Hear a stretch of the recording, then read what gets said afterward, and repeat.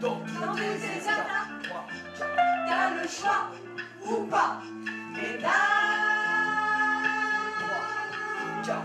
de l'amour, de l'humour, de l'amour, de l'humour, de l'amour, de l'humour.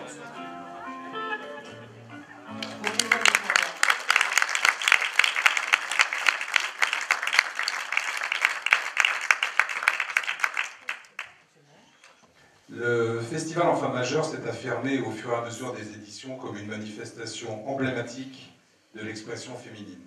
Relayé par un milieu associatif actif et fortement impliqué dans sa conception et sa réalisation, cet événement se veut avant tout être un lieu et un moment privilégié d'expression, de valorisation des savoir-faire, des savoir-être, des savoir-dire au féminin. La double approche de ce festival, par un engagement politique et artistique, s'inscrit dans un courant de réflexion que nous souhaitons ardemment mener sur les mobilisations collectives et égalitaires afin que la femme soit moteur d'un renouveau social où l'humain reste au cœur de la réflexion, au cœur de la décision, au cœur de la création.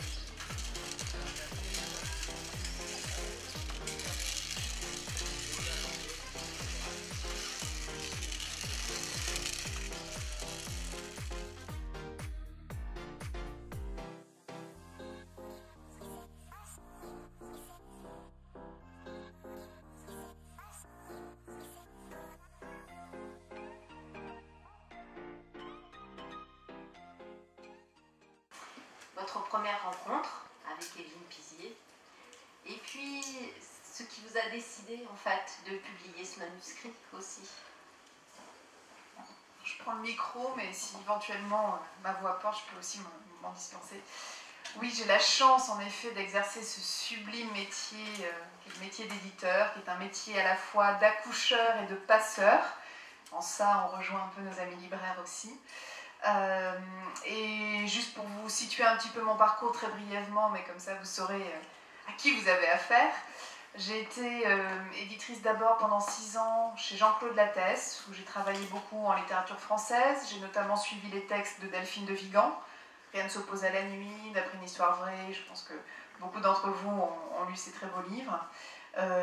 J'ai exploré un petit peu littérature étrangère, un peu de documents, un peu d'essais. Et puis au bout de 6 ans, j'avais fait le tour peut-être dans cette structure. J'ai ensuite créé une collection de littérature française aux Escales, comme vous le disiez, domaine français.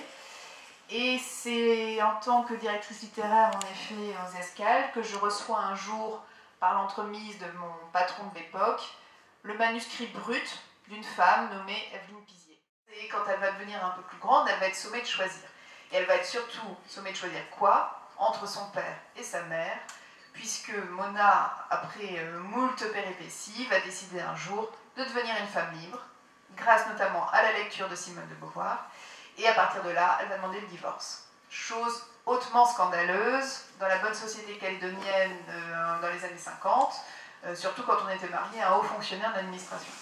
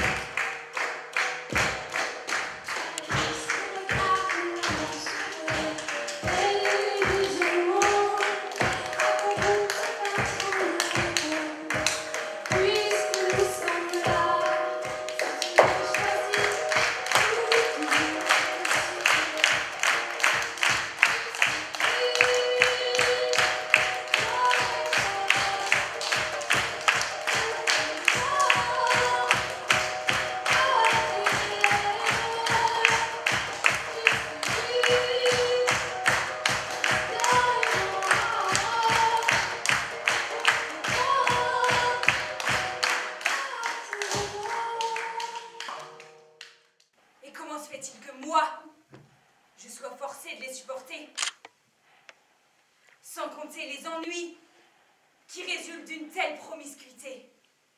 Ça rit, ça pleurniche, ça raconte des histoires à n'en plus finir, avec des détails qui se perdent les uns dans les autres. Que c'est ennuyeux d'être au milieu de tout cela. Je donnerais 100 000 si je les avais pour en sortir de suite. Ce n'est pas ma place au milieu de tout cela. Il faut me retirer de ce milieu. Elles ne sont pas tout à fait équilibrées. Que de temps en temps, elles souffrent de déraison et d'hypersensibilité. Et que leur présence déconcentre et agace les hommes dans leur vie et activités quotidiennes. C'est vrai que je ne devrais pas le dire parce qu'on ne demande jamais, une femme a toujours besoin de se justifier, j'ai des enfants.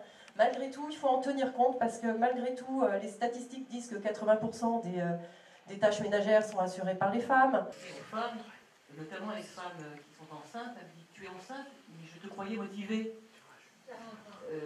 Des hommes qui disent ça à des jeunes femmes qui sont enceintes, et je trouve ça quand même discriminant au possible.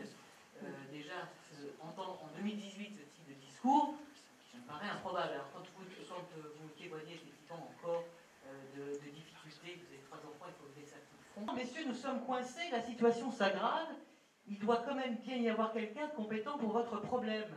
Et en fait, oui, on a trouvé quelqu'un qui conviendrait, mais quoi? C'est une femme. Ah mince, alors vous allez continuer à chercher, c'est urgent. Et voilà, la femme est dans la... On la cantonne encore, on en reparlera peut-être un petit peu avec vous aussi, dans des côtés genrés, le technique ne va pas aux femmes, la finance ne va pas aux femmes, et qu'on en reparlera aussi dans les commissions politiques, hein, au Sénat ou à l'Assemblée, où on les cantonne plus vers du social que vers les finances ou vers les travaux ou la technique, les sciences.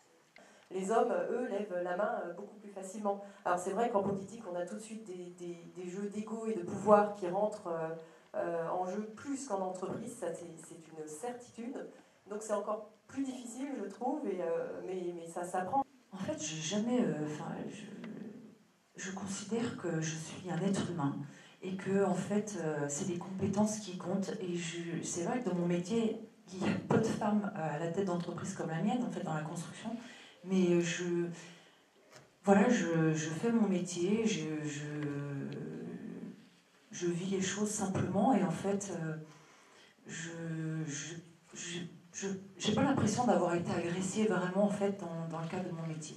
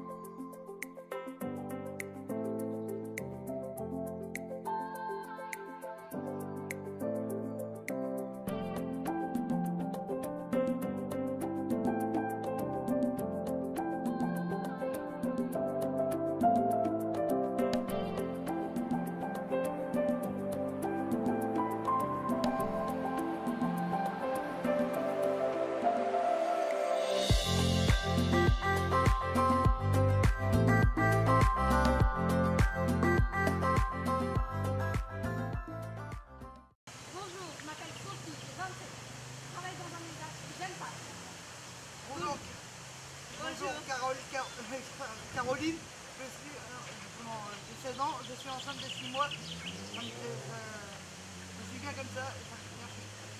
Ne vieillissez plus. Une femme sans sac n'est pas une femme. Déhanchez-vous.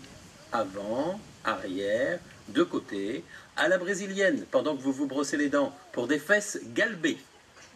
Avoir un dos sexy demande du travail, mais c'est réalisable. Avoir une grosse voiture, viril.